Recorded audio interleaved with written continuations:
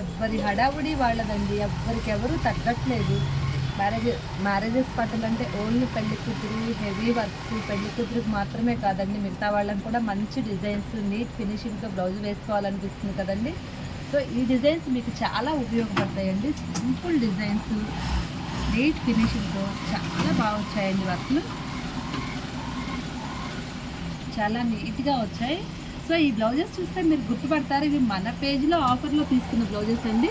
Stitching మనకే ఇచ్చారు ఇక్కడ. సో ఒకవైపు మగ్గం వర్క్ బట్టల హడావుడండి, మరోవైపు వచ్చేటప్పటికి యూనిఫామ్స్ హడావుడండి.